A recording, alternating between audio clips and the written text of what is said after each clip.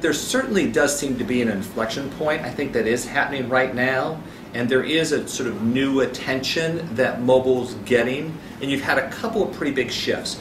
You've had massive changes in adoption of mobile phones, and we're talking like internet never spoke in more than the 10, maybe into the 100 millions, but mobile talks in billions.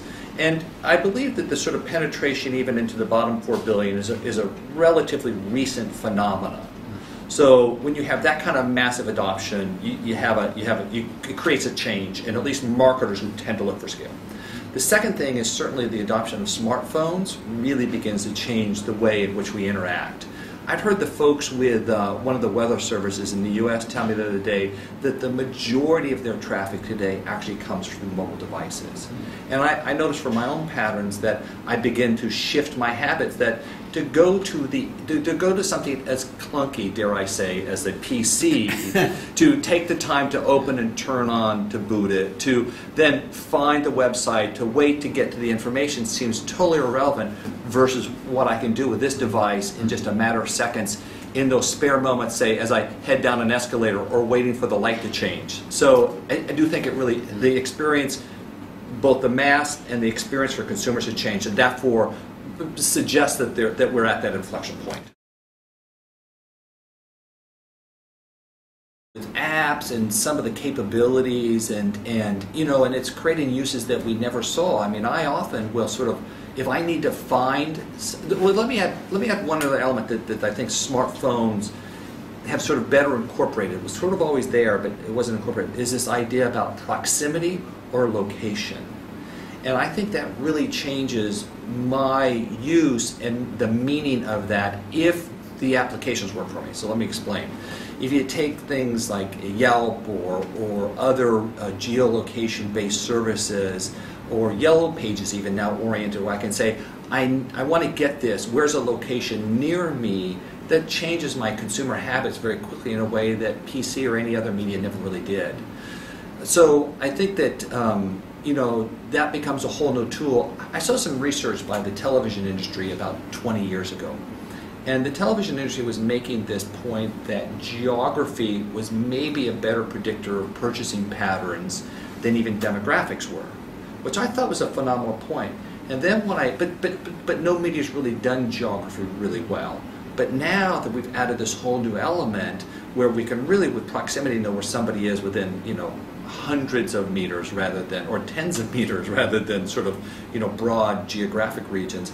I think there's all sorts of new value that can be created from that data, and again changes also the consumer's application of that, and then marketers' opportunity to target into. I get very excited about those kinds of things. I think it shifts it, and that's one of the elements that's incorporated, I think, in what smartphones are starting to do now, and why it becomes a powerful tool. There's a couple of services. There's companies like a company like Abuya, who does a thing called MyTown, or there's a Foursquare, or Looped, or Goala, who are all sort of focused on location-based services that are able to, help a consumer identify that they're in a place, and then that presents an opportunity for marketers. What I've seen some of those services do, for example, take a Procter & Gamble's Olay, right? They wanted to target people who were entering into drugstores or pharmacy stores where their products are being sold. And the way that Olay was doing in this one example that I know of is that they would actually provide, in essence, in-store help.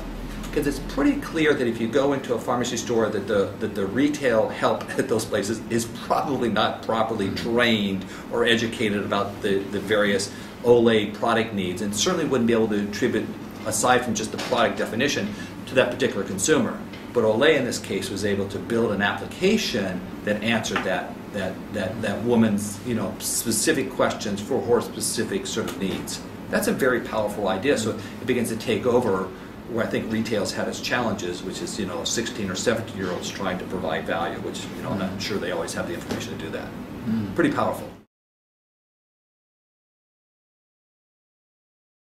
So some of the more recent, and I don't know that I would call them new technologies rather than sort of an adoption of new technologies. And there's a couple of places I would look. One would be around some of the location-based services, or the opportunity to be able to really, with some specificity, to know where a consumer is and to be able to provide either messaging, offers, or so on, really relevant to that proximity. But again, I don't know that I would call that, GPS has been around for a while, but its application here is new. I'd say also some of the things that I think are interesting are the different mashups of data that provide new insights. And I don't know if I can think of a great example of that, but you do see a lot of combinations of one data set combined with maybe a maps product that provides a different interpretation of information that could be valuable to somebody who's in a location. Again, it becomes a little location based, but that's that's part of it. I also think too that anything around personalization, and I'm not even sure we've seen all the technology developments there for mobile like we have in others, but anything that makes that experience more relevant to me is really what matters. And as that technology develops for the services, I think that same personalization technology can be applied then to advertising. At least I would truly hope that it would.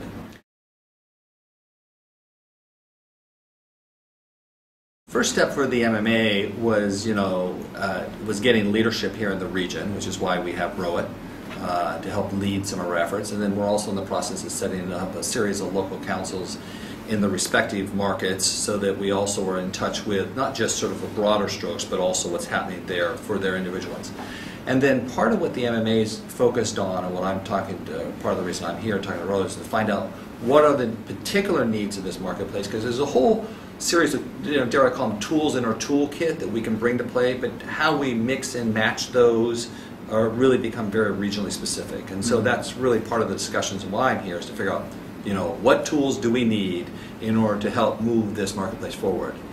And some of those efforts are, the universal view of it in sort of any market is, how do we help marketers to become successful?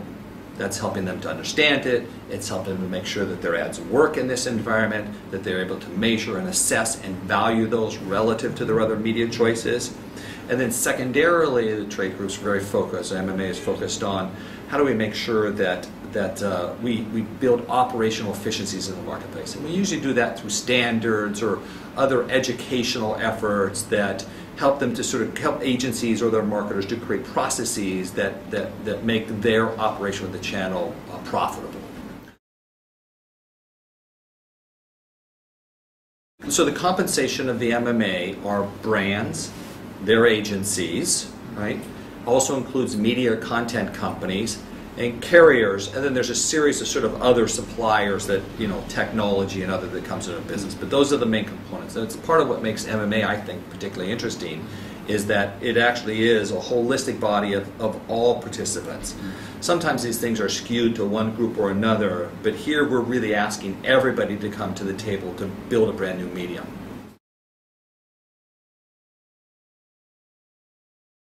Yeah, I think I have a particular appreciation for apps because they solve little problems for me very expediently in a way that I think broadly web browsers didn't necessarily all the time. So yeah, but that's just that's a little more form than sort of what I consider to be radical innovation.